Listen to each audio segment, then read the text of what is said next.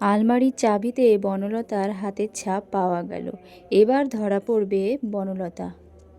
হ্যাঁ বন্ধুরা, আপনারা এমনটাই দেখতে পাবেন কোণে দেখা আলো ধারাবাহিকের আজকের পর্বে। বাড়িতে পুলিশ এসে সকলের হাতের ছাপ নিয়ে গেলে বনলতা খুব ভয় পেয়ে যায়। তারপরে বনলতা রাগের মাথায় অনুভবের সঙ্গে তর্ক বিতর্ক শুরু করে। অনুভবকে বলতে থাকে যে লাজুকে সে সবসময় সাপোর্ট করছে, লাজুই গয়নাগুলো চুরি করেছে এটা। তখন অনুভব রেগে যায় এবং অনুভব বলে যে তুমি মনে রেখো, টাকাটা কিন্তু তোমার দরকার ছিল, তাহলে আমি তো বলতেই পারি যে টাকাটা তুমি চুরি করেছো। তখন বনলতা বলে, আমি তোমার কাছে টাকাটা চেয়েছিলাম মানে এই নয় যে টাকাটা আমি চুরি করেছি।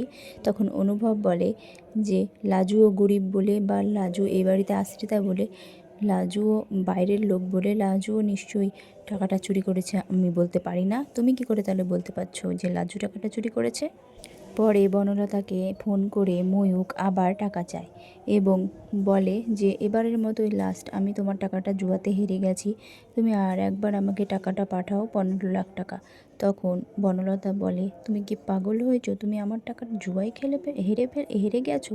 তুমি জানো আমি কত কষ্ট করে টাকাটা জোগাড় করে দিয়েছিলাম? চুরি করেছি আমি ময়ূক, তোমার জন্য চুরি করতে বাধ্য হয়েছি। আর এটা বাড়ির সকলে যখন জানবে তখন জানি না এই বাড়িতে আমাকে কেউ থাকতে দেবে কি না, আমার ভবিষ্যৎ কী আমি কিচ্ছু জানি না।